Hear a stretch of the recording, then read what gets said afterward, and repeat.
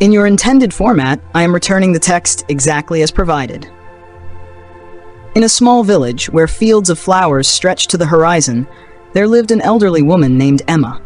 She had spent her entire life tending to the garden behind her small house, growing fragrant flowers, precious herbs, and fresh vegetables. Emma loved her garden, but sometimes, as she sat beneath the old oak tree, she wondered whether her life truly had meaning. One day, dark clouds gathered in the sky. A fierce storm swept through the village, tearing off roofs, toppling trees, and destroying many fields of crops. When the storm passed, Emma was devastated to see her beloved garden in ruins. The vegetable beds were crushed. Her most beautiful flowers had been ripped apart by the wind, and the old oak tree where she often sat had been uprooted. Her heart felt as if it had shattered. For many years, she had poured all her love and effort into this garden, and now it was nothing more than a desolate patch of land. A deep despair filled her soul. As Emma stood frozen in sorrow, a young boy named Tom appeared, his face smudged with dirt but his eyes shining with determination. "Mrs. Emma, we can rebuild the garden. The villagers and I will help you." At first, Emma shook her head, unable to believe that the garden could be restored after such devastation.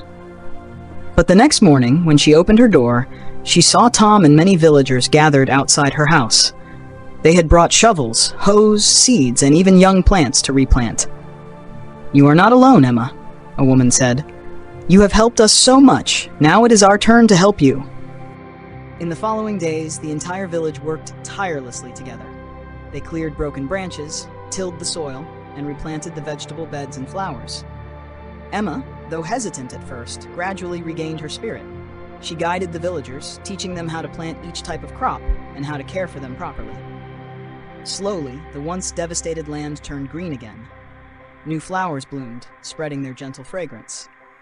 The garden was not only restored, but even more beautiful than before, because now it was the work of the entire community, not just Emma alone. When the garden flourished once more, Emma looked around and realized something she had never truly understood before. The true value of life does not lie in what we possess or create alone, but in the connections, sharing, and love between people.